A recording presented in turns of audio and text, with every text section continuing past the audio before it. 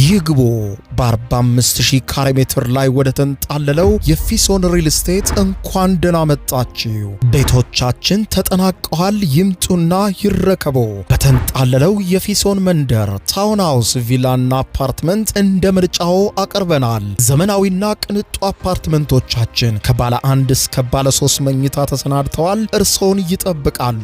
የከርሰ ምድር ውሃ፣ ለተለያዩ ፕሮግራሞች የሚሆን ሰፊ ቴራስ፣ 24 ሰዓት የማይቋረጥ ተጠባባቂ ጄኔሬተር፣ ሰፊና አስተማማኝ የመኪና ማቆሚያ፣ የደህንነት ካሜራ ጨምሮ ይሄ ቀረሽ የማይባል ዘመናዊና ቅንጡ አፓርትመንት። ምርጫው ቪላ ከሆነ ደግሞ የተሟላና በ340 ካሬ ሜትር ላይ ያረፈ በውስጡ 6 መኝታ ቤቶች፣ 7 መታጠቢያ ቤቶች፣ 2 ሳሎን፣ 1 ባህላዊና 1 ዘመናዊ ኩሽናዎችን በውስጡ ያቀፈ ቤትም አለን። ታውን ሃውስስ ቢሉ በፊሶን መንደር ምን ጠፍቶ 5 መኝታ ቤት፣ 6 መታጠቢያ ቤትን፣ 1 ባህላዊና 1 ዘመናዊ ኩሽና አካቶ በ190 ካሬ ላይ ያረፈ 2 መኪና ማቆም የሚያስችል ሰፊ ግቢ ያለው የፊሶን መንደር። ይምጡ፣ ዛሬውኑ የቤት ባለቤት ይሆኑ። በ0952 78 78 78 ወይም በ0952 79 79 79 ላይ ሃሎ ይበሉን። ፊሶን ሪል ስቴት የርሶ።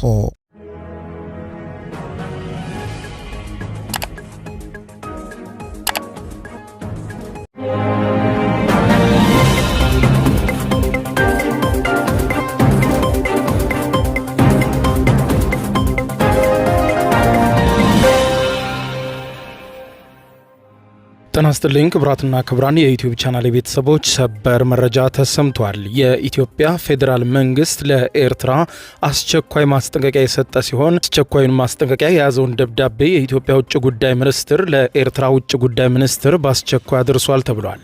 የኤርትራ ሰራዊት ተቆጣጥሯቸዋል ካላቸው የኢትዮጵያ ሉዓላዊ ግዛቶች በአስቸኳይ እንዲወጣና ያለ ቅድመ ሁኔታ የኤርትራ መንግስት ለድርድር ዝግጁ እንዲሆን የኢትዮጵያ ውጭ ጉዳይ ሚኒስትር አሳስቧል። ሚኒስትሩ ለኤርትራ ውጭ ጉዳይ ሚኒስትር በጻፈው ደብዳቤ ላይ ኤርትራ የኢትዮጵያን ሉዓላዊ ድንበር በመጣስ በሰሜን ምስራቅ አቅጣጫ የሚገኙ አካባቢዎችን ተቆጣጥራ እንደምትገኝ ገልጧል። የውጭ ጉዳይ ሚኒስትር ቃል አቀባይ አምባሳደር ነቢያት ጌታቸው የደብዳቤውን ትክክለኛነት ለቢቢሲ አረጋግጠዋል።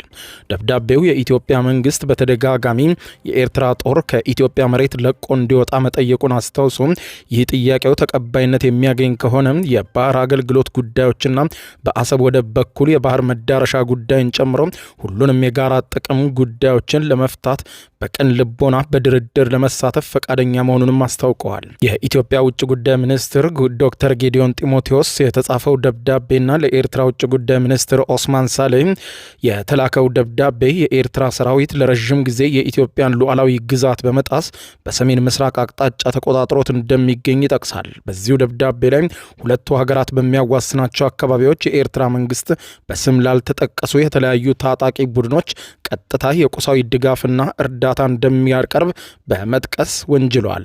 በደብዳቤው ላይ የታጣቂ ቡድኖቹን በስም ባይጠቅስም ከዚህ ቀደም የኢትዮጵያ መንግስት በኤርትራ ለህዝባዊ ወያነ ሓርነት ትግራይ ህወሓት ታጣቂዎች ድጋፍ ያደርጋሉ ሲል መወንጀሉን ያስታወሰው ቢቢሲ ኢትዮጵያም በደብዳቤው ላይ የኤርትራ መንግስት በሉዓላዊነቱና በድንበር ላይ ከሚፈጸመው ጥሰት በተደጋጋሚ እንዲታቀብ ቢጠይቁም ጥረቱ ሰሚ ያለማግኘቱን ይገልጻል።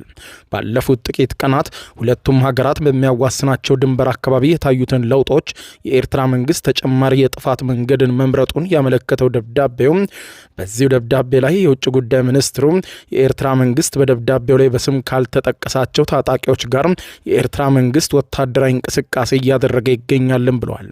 በሰሜን ምስራቃዊ የኢትዮጵያ ድንበር የኤርትራ ጦር ሰራዊት ወደ ኢትዮጵያ ግዛት ዘልቀው መግባታቸውንና በሰሜን ምዕራብ የሀገሪቱ ድንበር ደግሞ የኤርትራ ጦር ከአማጺ ቡድኖች ጋር እያደረገ ያለው የጋራ ወታደራዊ እርምጃ ጸባጫሪነት ብቻ ሳይሆን ፍጹም የሆነ ወረራ ነው ሲል ድርጊቱን በጽኑ አውግዟል። አክሎም ይህንን ተቀባይነት የሌለው ሁኔታ ለማስቆም የኤርትራ መንግስት ወታደሮቹን በአስቸኳይ ከኢትዮጵያ ግዛት እንዲያስወጣና ከአማጺ ቡድኖች ጋር ያለውን ትብብር በፍጥነት እንዲያቆም በይፋ ኢትዮጵያ ማሳሰቢያ ሰጥታለች። የሁለቱ ሀገራት የጋራ ብሔራዊ ጥቅምን ባስከበረ መልኩ በላቀ መከባበር ስሜት ለመከባበርና ለመደራደር ዝግጁ ነን ያለው የኢትዮጵያ ውጭ ጉዳይ ሚኒስትር ጠንከር ባለው በዚህ ደብዳቤ ላይ አሁን በኤርትራ በኩል የተከፈተው ትንኮሳ ግን በምንም መመዘኛ ተቀባይነት የሌለው መሆኑን አስታውቋል።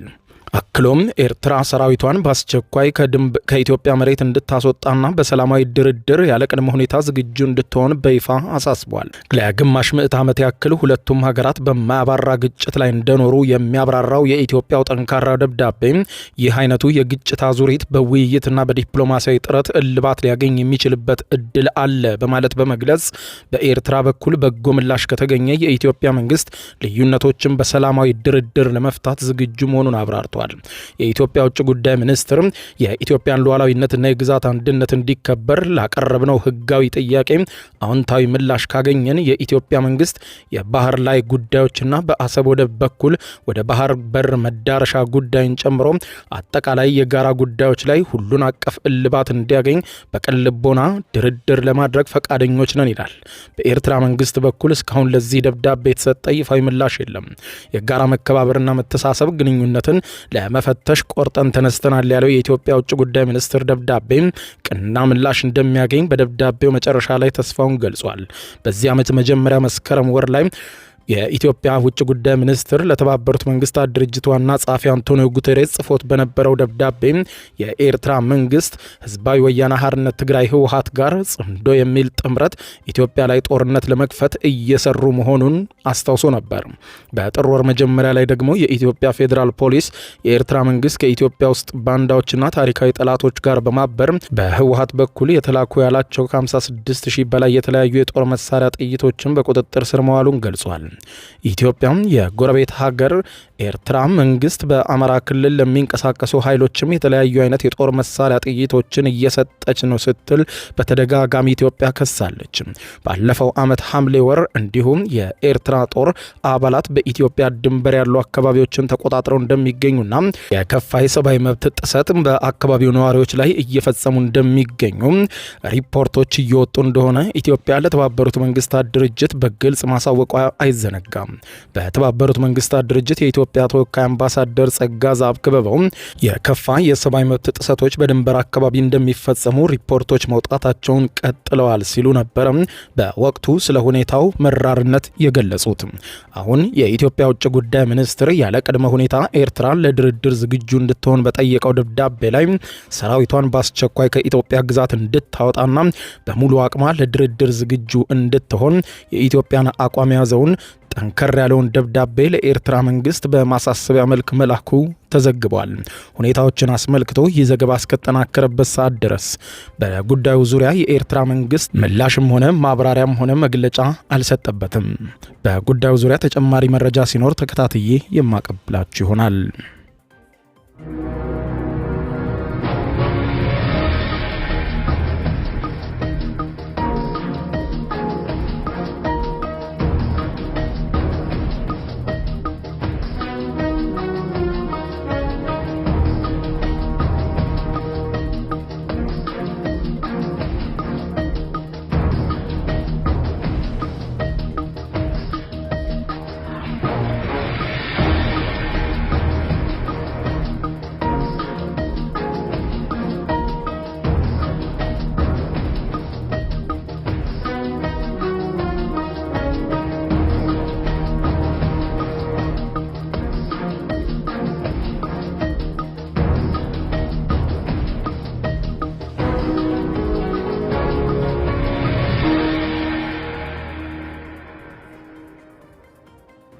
የዩቲዩብ የስኬት ሚስጥሮችን በዝርዝር የያዘው የአቤል ብርሃኑ የወይኗ ልጅ መጽሐፍ ሁለተኛ እትም በገበያ ላይ። ዩቲዩብ ለመጀመር በአጭር ጊዜ ስኬትን ለመቀዳጀት አስበዋል?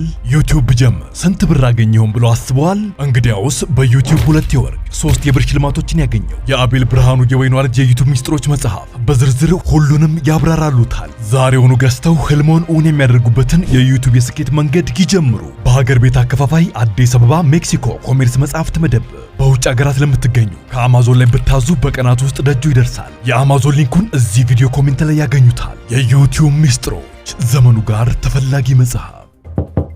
ይግቡ። በ45000 ካሬ ሜትር ላይ ወደ ተንጣለለው የፊሶን ሪል ስቴት እንኳን ደህና መጣችሁ። ቤቶቻችን ተጠናቀዋል። ይምጡና ይረከቡ።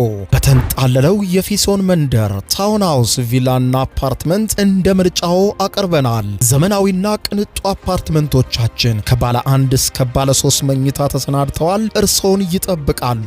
የከርሰ ምድር ውሃ፣ ለተለያዩ ፕሮግራሞች የሚሆን ሰፊ ቴራስ፣ 24 ሰዓት የማይቋረጥ ተጠባባቂ ጄኔሬተር፣ ሰፊና አስተማማኝ የመኪና ማቆሚያ፣ የደህንነት ካሜራ ጨምሮ ይሄ ቀረሽ የማይባል ዘመናዊና ቅንጡ አፓርትመንት። ምርጫው ቪላ ከሆነ ደግሞ የተሟላና በ340 ካሬ ሜትር ላይ ያረፈ በውስጡ 6 መኝታ ቤቶች፣ 7 መታጠቢያ ቤቶች፣ 2 ሳሎን፣ 1 ባህላዊና 1 ዘመናዊ ኩሽናዎችን በውስጡ ያቀፈ ቤትም አለን። ታውን ሃውስስ ቢሉ በፊሶን መንደር ምን ጠፍቶ 5 መኝታ ቤት፣ 6 መታጠቢያ ቤትን፣ 1 ባህላዊና 1 ዘመናዊ ኩሽና አካቶ በ190 ካሬ ላይ ያረፈ 2 መኪና ማቆም የሚያስችል ሰፊ ግቢ ያለው የፊሶን መንደር። ይምጡ፣ ዛሬውኑ የቤት ባለቤት ይሆኑ። በ0952 78 78 78 ወይም በ0952 79 79 79 ላይ ሃሎ ይበሉን። ፊሶን ሪል ስቴት የርሶ